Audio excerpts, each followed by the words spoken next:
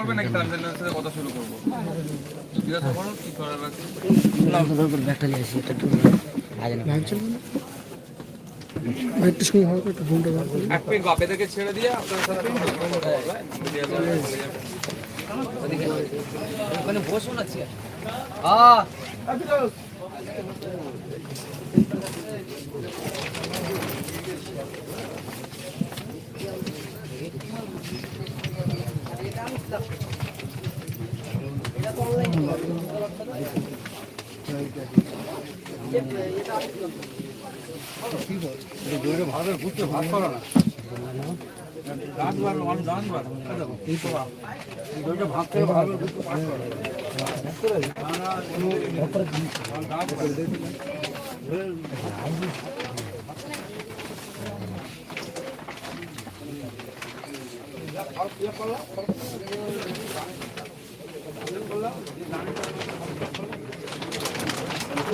কার phone Rashid এটা ভাইজানে কার ভাইজান ওটা খেলাতে হবে, রশিদ কার ফোন এটা ওটা তো হয়ে গেলে এবার বসার জন্য খেলাতে হবে।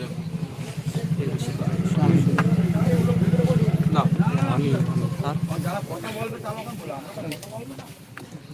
বন্ধুটা ভালো করতো হাতি ক্যামেরা চলে যাচ্ছে এই সাইডে ছাড়া ভাইজান বিভিন্ন গ্রামে বিভিন্ন অঞ্চলে এই যে অঞ্চল সংগঠনের একটা কাজ চলছে এবং যে চলছে কর্মসূচি চলছে আপনাদের একেবারে কি বিধানসভা ভোটের কি আপনার প্রস্তুতি নিচ্ছেন? না, বিধানসভা ভোটে, লোকসভা ভোট, পঞ্চায়েত ভোট বড় কথা নয়। জনগণ আমাকে ভোট দিয়ে নির্বাচিত করেছে। আমার কাজ হচ্ছে জনগণের অভাব অভিযোগগুলো শোনা। আপনারা জানেন আগামী 10 তারিখ থেকে আমাদের বাজেট সেশন শুরু হচ্ছে পশ্চিমবাংলা বিধানসভায়। আমি বিভিন্ন সময়ে বিভিন্ন অঞ্চলে এলাকাতে গিয়ে সাধারণ মানুষের সাথে কথা বলি, তাদের অভাব অভিযোগগুলো শুনে গিয়ে বিধানসভায় উত্থাপন করি। এখন বাজেট সেশন চলছে, এই সময় এখানকার মানুষজনের যেগুলো আছে সেগুলোও শুনছি। বাজেট সেশনে গিয়ে বিধানসভায় সেগুলো উত্থাপন করবো বলে।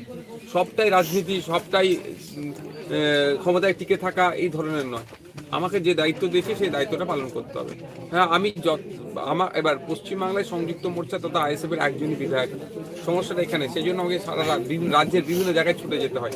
ফলে যেভাবে সময় দেওয়ার আমি ইচ্ছা করেছিলাম ভাঙড়ে, সময় দিয়ে উঠতে পারছিনি। তারপরেও আমি ভাঙড়ের মানুষ আমাকে ভোটে জিতিয়েছে। ভাঙড়ের মানুষের পাশে থাকা আমার কর্তব্যের মধ্যে পড়ে, সে কর্তব্য আমি পালন করার চেষ্টা করি।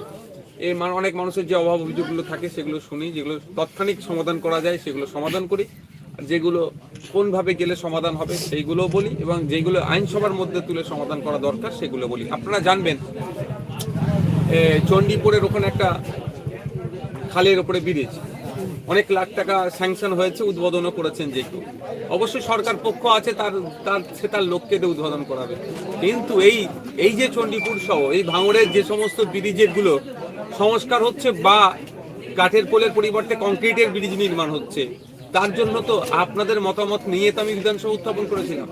মাননীয় যিনি সেচ মন্ত্রী এখন আছেন আমাদের রাজ্যের মানস ভূঁইয়া মহাশয়কে আমি কোশ্চেন করেছিলাম, মেনশন করেছিলাম তখন সেই সময় মন্ত্রী মহাশয়কে। এর প্রভাবে এগুলো তো হচ্ছে। আপনারা আমাদের জানিয়েছিলেন চণ্ডীপুরের মানুষজন জাবলগাছি যে এই ব্রিজের সমস্যা, ভাঙড়ের আপনার পদ্মপুকুর ঘাটের ব্রিজে ভগ্নপ্রায় হয়েছিল, সেটা জানিয়েছিল, সেটা সংস্কার হয়েছে। আরও যে সমস্ত ছোট ছেলে গোয়ালিয়া থেকে শুরু করে এদিকে চণ্ডীহাট থেকে শুরু করে বিভিন্ন যেভাবে আমাদের ব্রিজগুলো, কাঠের ব্রিজগুলো যেগুলো ভগ্নপ্রায়, সেইগুলোকে কংক্রিটের ব্রিজ নির্মাণের দাবি করেছি। এবং সাথে সাথে আপনার যেগুলো কংক্রিটের আছে কিন্তু দুর্বল হয়ে আসছে সেগুলোকে সংস্কারের কথা বলেছিলাম। আপনারা জানলে আরো খুশি হবেন, ছেলে গোয়ালিয়াতে প্রায় 80 লক্ষ টাকা প্রকল্প আছে। 80 লক্ষ কত হাজার টাকা সেটা আমার মেনশন করার আমার দাবিতে হয়েছে। তো এখন যেটা কাজ হচ্ছে আমাদেরকে দেখে নিতে হবে যে কাজটা হচ্ছে সে কাজটা সঠিকভাবে হচ্ছে কিনা। কারণ হচ্ছে যে টাকা বরাদ্দ হচ্ছে, যে কাজের জন্য বরাদ্দ হচ্ছে সেটা হচ্ছে না কিছু নেতা কেতারা কাটমানি খেয়ে নিচ্ছে, সেটা কিন্তু সাধারণ মানুষকে দেখে নিতে হবে।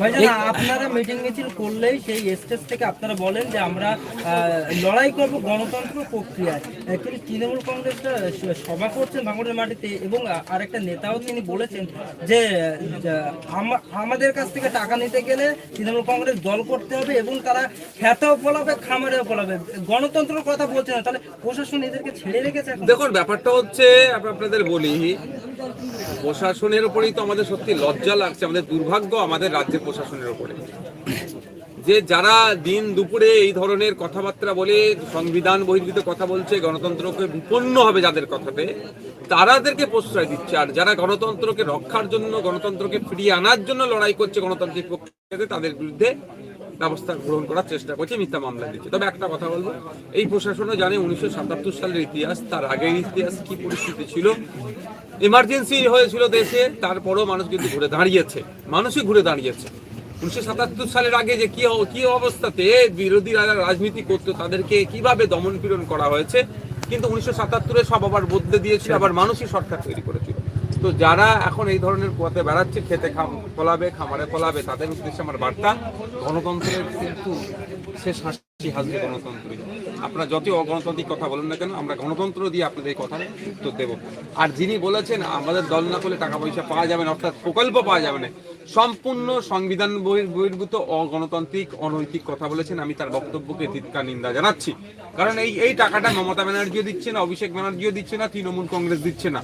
এইটার জনগণের ট্যাক্সের টাকা সরকারের মাধ্যমে এসছে। আজকে সরকারে আছে তৃণমূল, বিগত দিনে ছিল লেফট ফ্রন্ট, তার আগে ছিল কংগ্রেস, আগামী দিনে যে কেউ সরকারে আসতে পারে। সরকারের দায়িত্ব হচ্ছে মানুষকে পরিষেবা দেওয়া। আর কিভাবে মানুষকে পরিষেবা দেবে? জনগণের ট্যাক্সের টাকা একত্রিত হচ্ছে, সেই টাকা থেকে পরিষেবা দিচ্ছে। বরঞ্চ এদেরকে বলবেন, পঞ্চায়েতের মেম্বার, প্রধান, সমিতি মেম্বার, জেলা পরিষদের মেম্বার, এমপি এমএলএ যারা আছেন, যারা আমিও বড় বড় ভাষণ দিচ্ছি, আমাদেরকেও একটা সাম্মানিক ভাতা আপনাদেরই ট্যাক্সের টাকা থেকে দিচ্ছে। বরঞ্চ জনগণকে প্রশ্ন তোলা দরকার, তুমি কাজ ঠিক করে করতে পারছো না কেন? আমি তোমাকে 3000, আমি তোমাকে 5000, আমি তোমাকে 1,21,000, 3.5 লাখ টাকা মতো এমপিদেরকে দিচ্ছে আমাদের ভালোভাবে কাজটা করার জন্য, সেটা করতে পারছো না কেন? বরঞ্চ জনগণকে প্রশ্ন তোলা দরকার।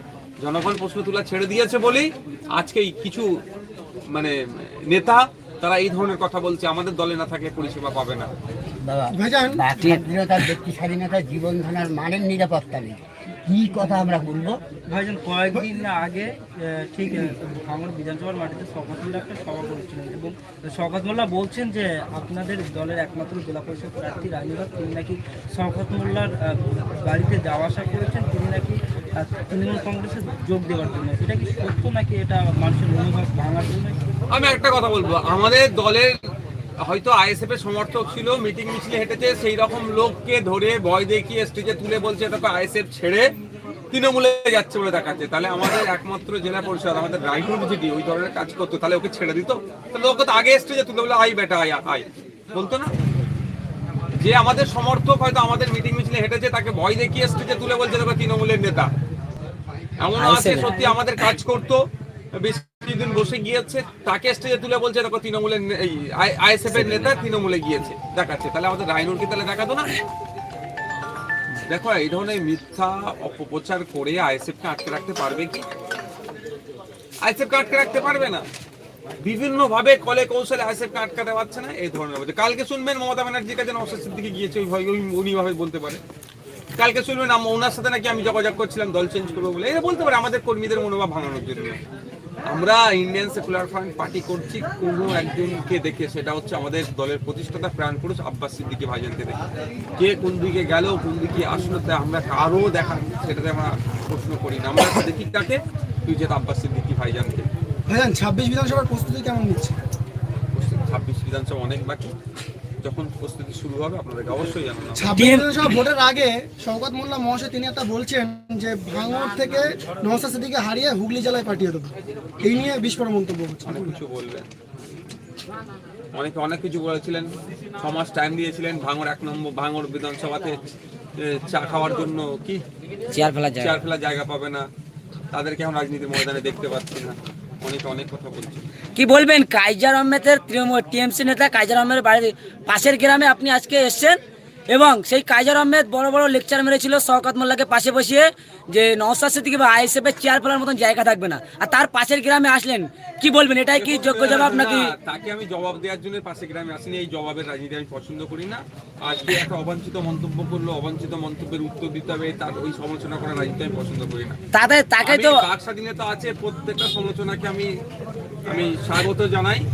আমি সসম্মানেই বলবো প্রত্যেককে, ভারতবর্ষের প্রত্যেকটা নাগরিকের রাইট আছে বিভিন্ন জায়গায় তিনি মুভ করতে পারেন। ফ্রিডম অফ মুভমেন্ট, আমার ফ্রিডম অফ মুভমেন্টকে যদি আটকাতে চাই, আমি আমার গণতান্ত্রিক আমার ক্ষমতা দিয়ে, রাজনৈতিকভাবে সাংবিধানিক ক্ষমতা দিয়ে সেটাকে আমি আটকাবো। সেই টিএমসিতে তানারই অস্তিত্ব নেই, কি বলবেন?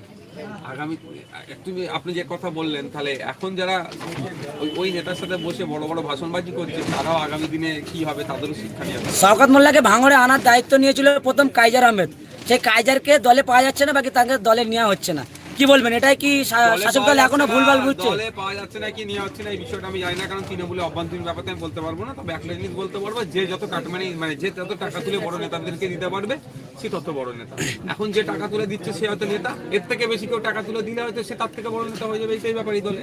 ভাইজান একটা প্রশ্ন, ঠিক পঞ্চায়েত ভোটের সময় রাজনৈতিক প্রতিহিংসার শিকার হয়েছিলেন মহিউদ্দিন মোল্লা। তার বাড়িতে বেশ কয়েকদিন আগে আমরা কভারেজ করতে গেছিলাম, এবং আমরা সূত্র মতো যেটা খবর পেয়েছি, সরকারিভাবে তার মহিউদ্দিন মোল্লার স্ত্রীকে একটা চাকরি দেওয়া হয়েছিল। সেই মহিউদ্দিন মোল্লার স্ত্রী এখন তার বাপের বাড়িতে রয়েছে, এখানে আসছে না। তার মা অভিযোগ করছে এখনো কোনো আর্থিক সহযোগিতা পাচ্ছে না। তার পাশে কি আপনারা আমরা দাঁড়াচ্ছি তো, এটা জিজ্ঞাসা করেনি আইএসএফ দাঁড়াচ্ছে কি দাঁড়াচ্ছে না। স্পেশালি আমাদের ওখানে জেলা পরিষদের যিনি সদস্য আছেন, রায়নুরের ওটা নিজের এলাকা, নিজের বাড়ির এলাকা, তিনি ওনার সাথে নিয়মিত যোগাযোগ রাখেন। আমরা আমাদের দিক থেকে আর্থিক সহযোগিতা তখনও করেছি, এখনও করে যাচ্ছি।